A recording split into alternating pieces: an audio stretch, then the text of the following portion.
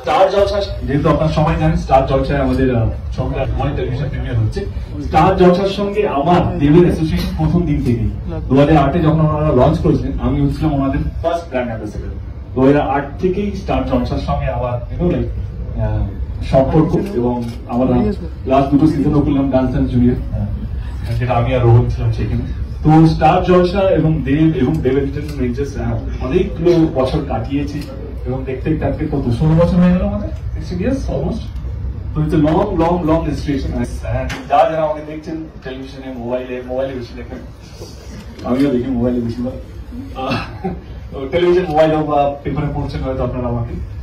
এটাই বলবো কি, বাঘা যতীন এমন একটা সাবজেক্ট যেটা বারবার হয়তো বাংলায় হবে না, এবং আমরা যেই সম্মানটা সিনেমাতে পেয়েছিলাম, আমার কোথাও যেন বিশ্বাস কি টেলিভিশনের মিডিয়ামটা অনেক বেশি বড় মিডিয়াম, শুধু বাংলার মানুষ নয়, শুধু ভারতের মানুষ নয়, আমার মনে হয় বাংলার বাইরে বা ভারতের বাইরে যারা থাকেন, বিদেশে যারা থাকেন, তারাও বাঘা যতীন দেখতে পাবেন। যে ইমোশন নিয়ে আমরা ছবিটা বানিয়েছিলাম, এবং বাংলার বিপ্লবীদের গাথা, শুধু বাঘা যতীন নয়, ওই সময়কার যতগুলো বিপ্লবী আছে তাদেরকে নিয়ে একটা গল্প বানানো, যার নাম হচ্ছে বাঘা যতীন। 23শে জুন ওয়ার্ল্ড টেলিভিশন প্রিমিয়ার হচ্ছে স্টার জলসা।